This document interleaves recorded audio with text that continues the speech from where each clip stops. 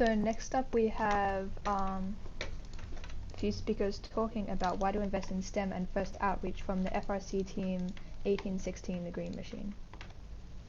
Hi guys, how you doing? I'm good. How are you? I'm good, thank you. Have you guys been watching any of the presentations so far? A few. Have you enjoyed I any? really enjoyed the FTC presentation actually on machine learning earlier. That was really good. Yeah, it was a very interesting presentation. Are you guys ready to get started? Are. Cool, take it away. All right. Hi, we are Team 1816, the Green Machine, and we are located in Edina, Minnesota, a suburb of Minneapolis. And this is the hows and whys of STEM and or first outreach. I'm Sam, a rising junior, an assistant captain, and the business lead. I'm Sarah. I'm a rising senior and I'm a build lead. I'm Ian. I'm a rising junior, and I'm the other assistant captain for next year. Overall, we'll be discussing the why do STEM outreach, how to select outreach events that include your mission, vision, and core values, the purpose of outreach, who decides where we go to, when to do outreach, and what to bring. So the first thing we want to talk about is why teams should do STEM outreach.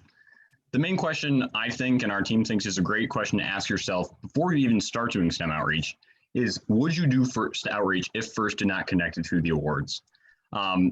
Outreach matters both on a larger scale level and on a smaller scale local level because it helps teams develop critical thinking, problem solving, and presentation skills that they wouldn't really normally get in a robotics-based environment. So many people come into our shop and are expecting just a bunch of just robots, but that's not really all that first teams do. And it's important that STEM outreach is a vehicle through which you demonstrate this and improve those skills. STEM outreach also allows teams to make a difference in their community, foster growth of robotics programs, and obtain actual legislative impact through STEM lobbying, through grassroots organizing, and through other activities that can boost community appreciation of STEM. Overall, it promotes robotics and STEM engagement on local, state, and national level. Team 1816's mission is to create bold and confident leaders who transform culture to promote, value, and celebrate STEM. This is important to us because it defines what we will gain as a Green Machine member, as well as how we will impact others while attending and completing outreach events.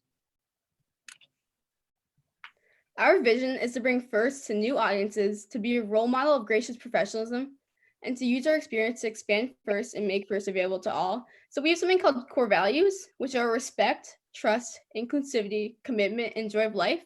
Respect refers to respecting others, your places of work.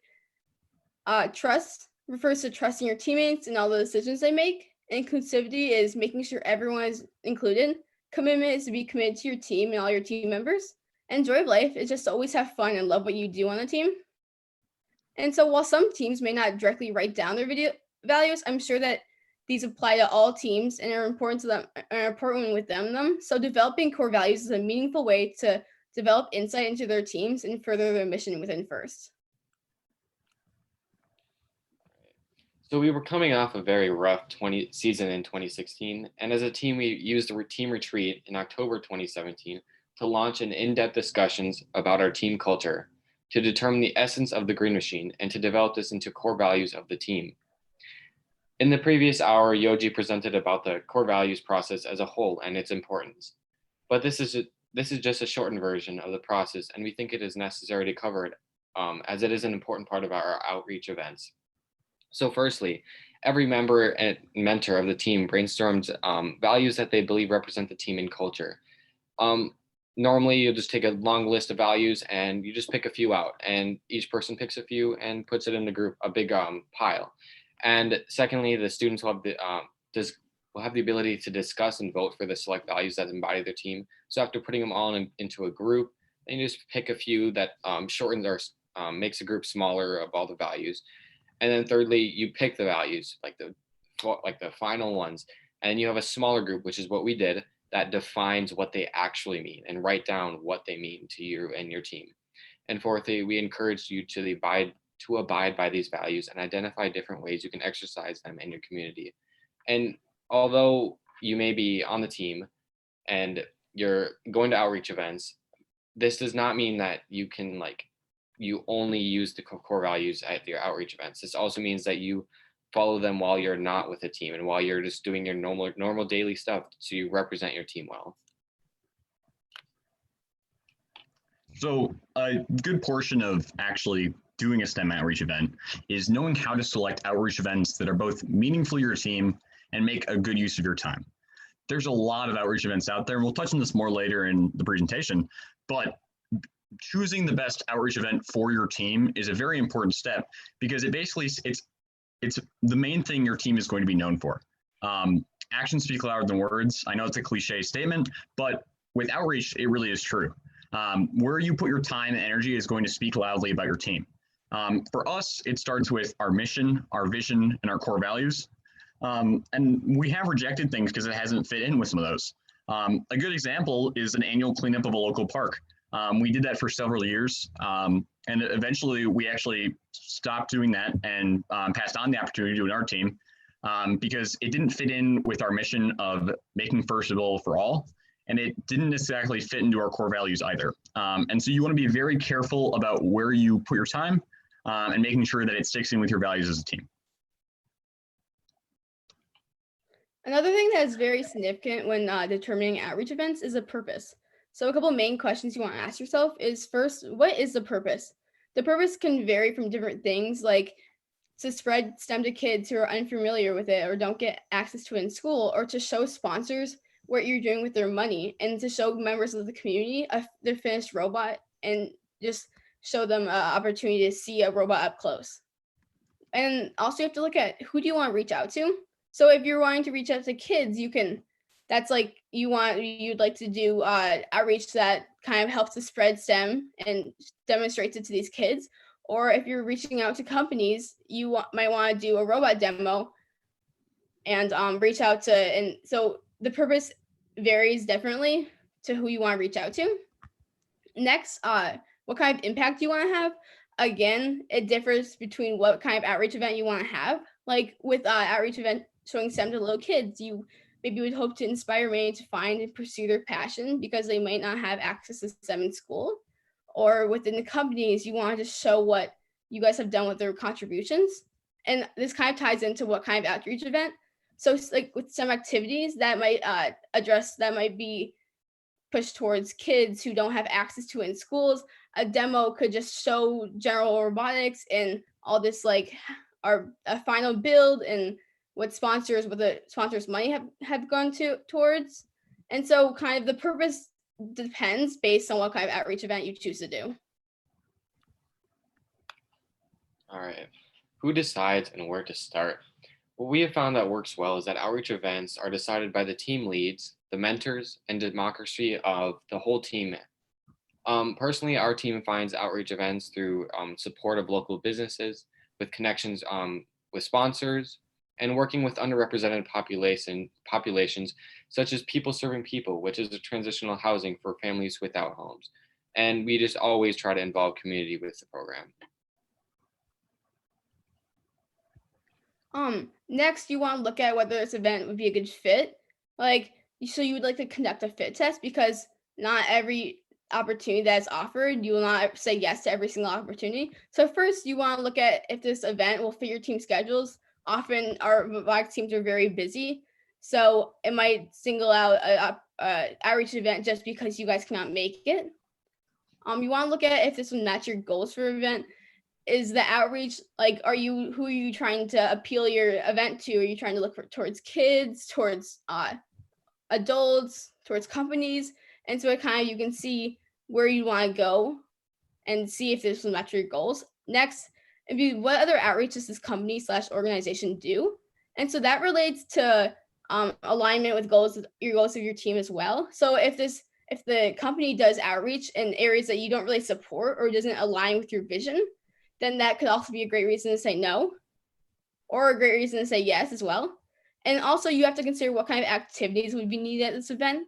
Like if you're appealing to children, then they want activity and entertainment, like these STEM activities or a close-up look at or in playing with your robot. And then adults, you kind of want to it's best to bring like brochures and information about your team. Like for example, I have our robotics, our green machine brochure with us. So we kind of, you can tell this is when appealing to adults and businesses, that kind of helps.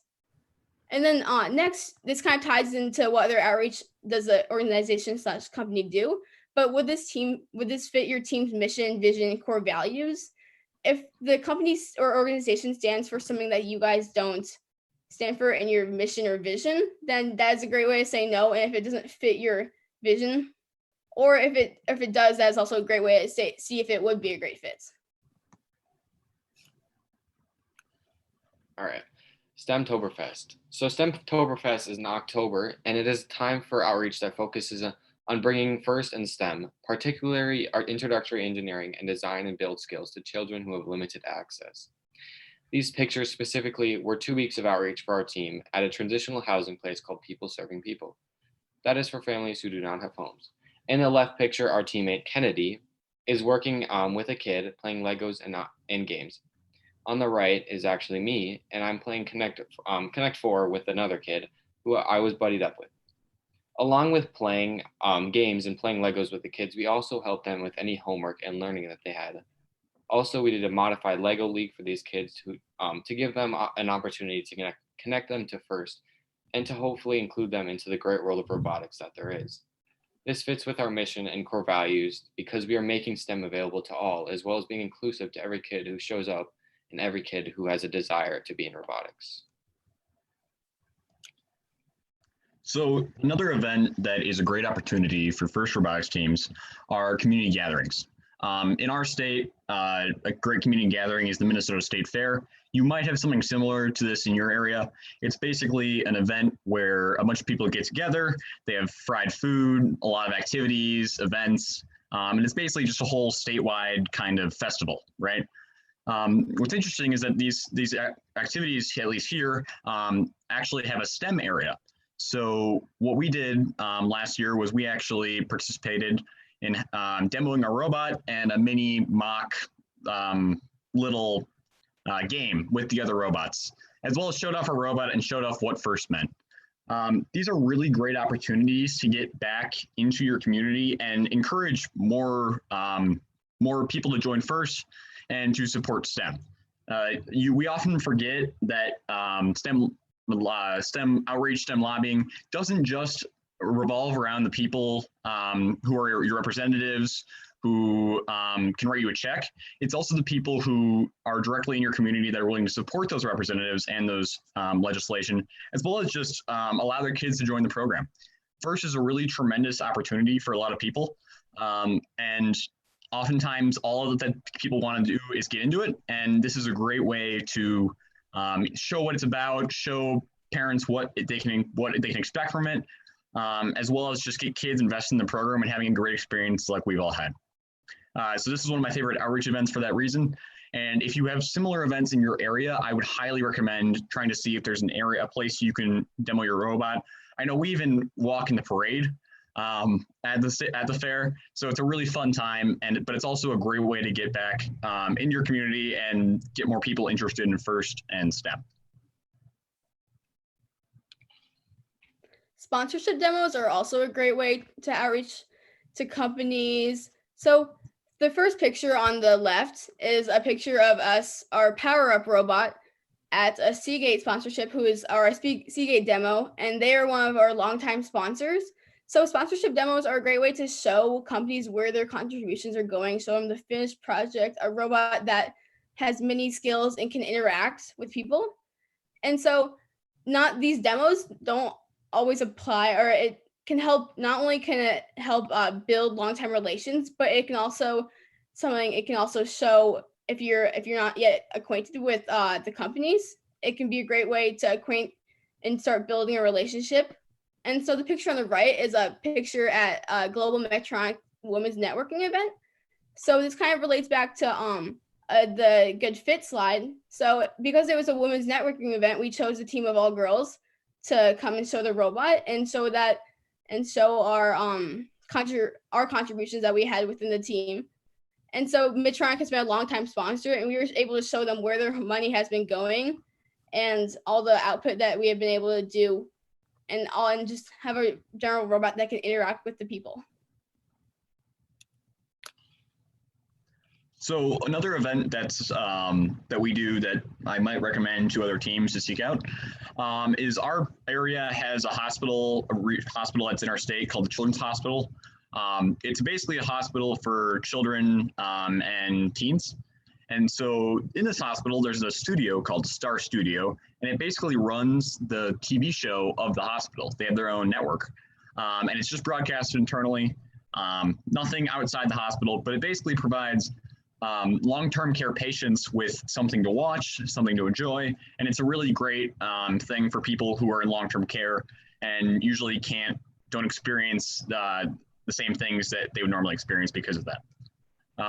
So they often invite guests in. In this case, we were invited in. We did a bunch of STEM activities, and we also demoed our robot. And I think the best thing about this event in particular was that we got to see the impact of the robots and of STEM on these kids, because it was something they'd never seen before. And it seemed very surreal, but also just being able to put that big of a smile on a kid's face is amazing. And that's the big impact that our team loves this event, is because we're able to make a measurable impact in each of those kids' lives for that day. And even longer. I mean, remember one of our students actually built something on the show that was later used for therapy for a kid. So that was really amazing. And it's just things like that that let you, it's not all about the big picture. Sometimes you got to go back into the community and work with people on a smaller scale, because that makes a huge impact as well. First, one of our big mission values, our vision, is to make FIRST available for all. And even if we can't make it permanently available, we can at least bring it to that area and get them at least interested and expose them to it as much as possible. And I think that's what the best part of this event was that we were able to model inclusivity at that, and model do what our team says we're going to do, and basically follow our vision. All right, open house. So every year we do an open house at our facilities and show around families, kids, and just adults who want to come. And we show them what we do as a robotics team and what FIRST is. And we hopefully get them into the program. So on the left side is our Murrah facility, which is a practice field we set up in an unused middle school. This was mainly organized by 2,500 Hero Robotics, but they were in coalition with 5 other teams, including us. And this day overall is just so much fun because we get to just show kids a robot and show us scrimmaging and just showing them showing the kids the game that we do and how much fun it is and how much on a bigger scale than like FTC or FLL. And on the right is actually our own facility in our school, and we call it the lower shop because we have 2 shops. It's the same thing. We invite people in, we just have a great day and tell people what FIRST is, tell people about our team. And actually on the right-hand side of the picture, the female on the right side, her name is Melissa Franzen, and she's a state senator, and we love hanging out with her because she just represents our team so well. And the left guy, his name is, he's our Seagate sponsor, and he is very important to our team because Seagate is one of our longtime sponsors. Overall, both of these days are just amazing, and they really use our mission well because they connect to creating bold leaders who talk to people and tell the people about our team, and also making STEM available to all. So showing the kids that, and hopefully making them or wanting them to join in. And then it just models inclusivity as well, because we want to include everybody. We want everybody to join robotics who wants to. Sam, can we actually go back to that slide again? I just want to add something to that. Yeah. Another huge thing here as well that I think the message that you should get out of this is that your space, your shop is something unique, and the areas you work are something unique as well. If you bring a little kid in there and show them your robot, show them how how the robot moves, show them what it can do. That will do so much more than telling them, hey, I'm on a robotics team. Because they look to see that measurable impact, and their parents will be like, whoa, these kids are doing something. I thought a bunch of teens were just crazy, man. Like,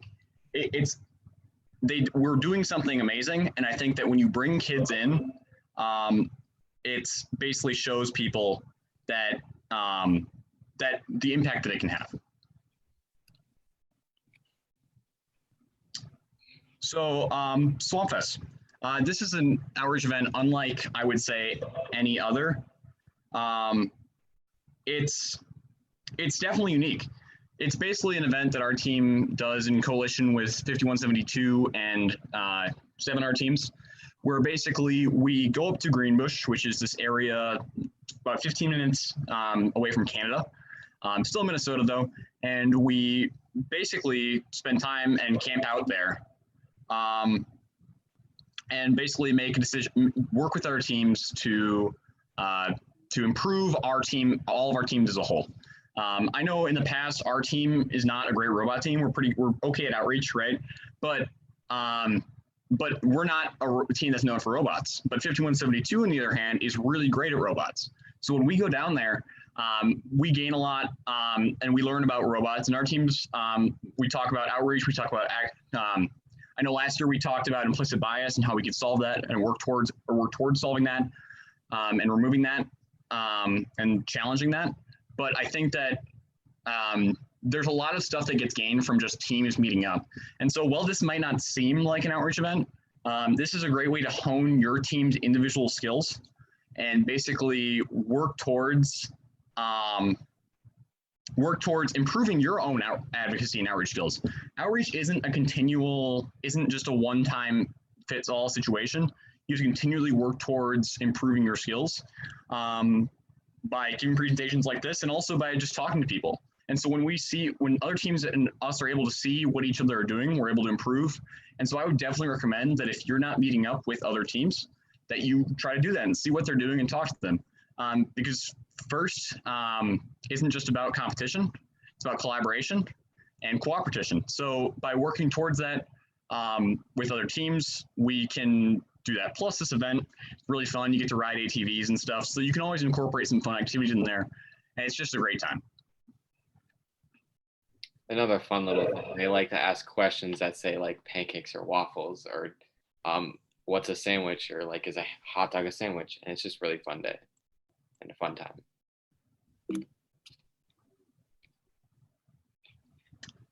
Okay, so this is me again. So another thing we do is the Rolling Acres Summer Camp. This is a camp for children with autism. And this is another event where we're able to bring FIRST to people who don't normally have a chance to access it. These are kids who generally higher in the autism spectrum. And oftentimes robots that are noisy and loud are difficult for people like that. Or with autism. So because it causes sensory issues. So what was really great about this opportunity was that we were able to bring robots into that space to show them, to see the smile on their faces when they were able to see how the robot worked, and how it was able to function. And I really think that this is a great outreach event. If you have any places like this, camps, things like that in your area, it's a great opportunity to go out in your community and make an impact.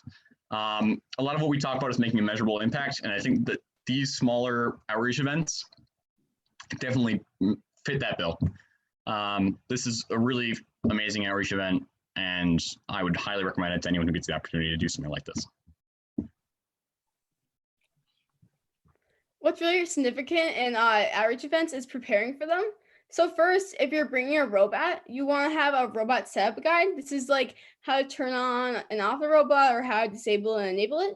You should have 1 or 2 people leading the events with understandings of other roles, so they can help if something goes wrong, or they can direct everyone around. So you'd also want to have a 1-page cheat sheet and or checklist. This is to make sure you have brought everything you need, and then you also cover all topics that you want to in all events at the demo or outreach events. You also want to have marketing materials, like I already showed you guys this, but again, here is the trifold. So this is very effective in helping to spread more information about your team and maybe a little statistics and just what you guys have been doing over different periods. Like, for example, what we have been doing over the time of with COVID and how we adjusted to it. What is also very important is mentor coordination and logistics, so they can help plan the event, coordinate it, and kind of pick out times and everything like that. Transportation and carpools are also very significant because you need to be able to get to there, and so in your robot and activities also. So, and finally, you want to have a basic what is first elevator speech. This can be like, first is the organization that runs our robotics competitions and establishes the different challenges and different levels of robotics. First runs robot competitions from grade school or from elementary school to high school. And the robots can range from sizes of these big FRC robots to little FRC, FTC, and FLL robots that are easier for the younger kids to build. All right, thank you very much for this opportunity for us to talk. And now we have some time for questions.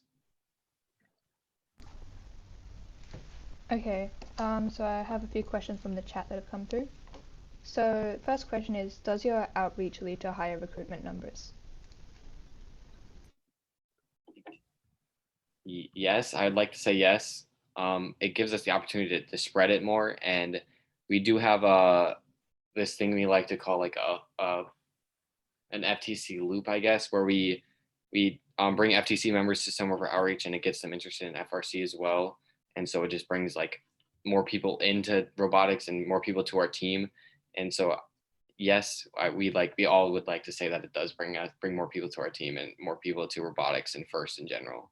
And I'd like to add to that, we have something called a club fair at our school. And so I'm not sure if we did this year, but last year we had a robotics stand, and we can talk to many kids through the high school and kind of introduce them to FTC too, or FRC and all the robotics levels. So I would definitely say that our outreach helps our levels of amount of team members. And it's not just about our team either, I would say. A lot of what we're trying to do is just increase the presence of FIRST and STEM activities, even beyond robotics. If we can get kids interested in STEM and FIRST, that's a major plus for us. And I think that whether it directly or which it does, but also even if it indirectly affects us or some other team, that's a great thing as well. Yeah, cool, thank you. Another question, do you have an example of when your outreach may have gone wrong, and what did you do to fix this? Ian, do you know any? I think most of the time we just plan it out so well, and it's like mentors are helping with us, and like everybody's just so ready, and we have transportation aligned. We use Slack to communicate that. Most of the time it doesn't fail, which sounds kind of hard to believe, but. And also that's part of kind of preparing for your event, where you have you want to have like one or two people leading the event with understanding of each other's roles. And so with those two people, or with like the main people leading it, they can always help if something goes wrong and make sure kind of bring order back. Events don't, I will say, there have been a few times events have gone out of our control and that they've turned out unexpectedly. I don't see outreach events as going wrong that often because the outcome is just making our presence of FIRST available and increasing the presence of STEM, right? So we've had events, an example of this is last time we had a Murrah open house. Not that many people showed up that we were expecting, but at the same time, we got to make a greater impact on the people who did show up and work more closely with those people. So I wouldn't say that they go wrong a lot. I would just say sometimes they don't turn out how we think they're going to turn out. But I think that's true with any event that a team goes to, or just in life in general. Yeah, I agree. That's a really good answer. Thank you. Another question, how have you modified your outreach programs to account for COVID-19? So currently we just did like live talkings and presentations like this. We're planning on going to, so like we talked about earlier with the let me just go back to the slide quick. The Children's Hospital, we're still talking with this guy and hopefully trying to get this organized again to do it this year. but with COVID, we're just figuring it out, trying to make sure like we can even get in the hospital and like if it's safe. But right now, I guess we're just doing presentations and like sharing what our team does and spreading how, like, just helping other people if they need it. And so yeah, so our last presentation, it was on it was with 2468 Appreciate, and so we kind of presented a presentation a lot like this, as Sam said, and also because a lot of things have been closed down, we were kind of thinking of how we could maybe adjust outreach to be virtual, and it's kind of a process, as I mean everyone's still a bit new to this.